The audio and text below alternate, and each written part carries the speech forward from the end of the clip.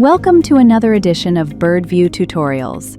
In this video, we're going to walk through how to configure your company settings in Birdview. This is an important step to ensure the system aligns with your organization's structure, processes, and preferences. First, let's start by navigating to the company settings. Click on your name in the bottom left corner of the screen, then select Company Settings. The most important sections here are the account settings and system lists. Let's begin with account settings. Under the company schedule settings, you can specify if your organization works all 7 days a week or follows the more typical Monday to Friday schedule. You can also set the number of hours your team is expected to work each day. In the advanced settings, you can upload your organization's logo.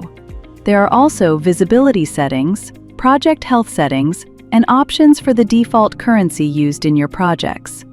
Additionally, you can configure how long after a project's completion users can add time entries. You can also enable the notification system for all users, activate the resource request process, archive projects, and manage date roll-ups at the project level. Under Security Policy, you can set rules for password structure and how often users need to change their passwords. The Payroll Rules section lets you define the start of the work week and set up overtime policies. For single sign-on, you can configure it here to meet your organization's security and compliance requirements.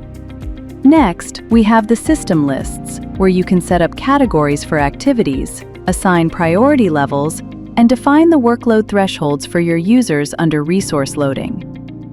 In the Vacations section, you can define all vacation types, including sick leave, parental leave, and bereavement. In the Public Holidays section, you can add all organization and government-mandated days off.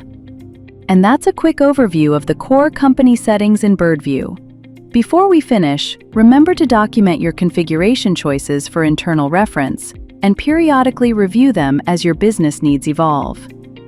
For more tips on how to use Birdview, be sure to check out our other tutorial videos. Thank you for watching.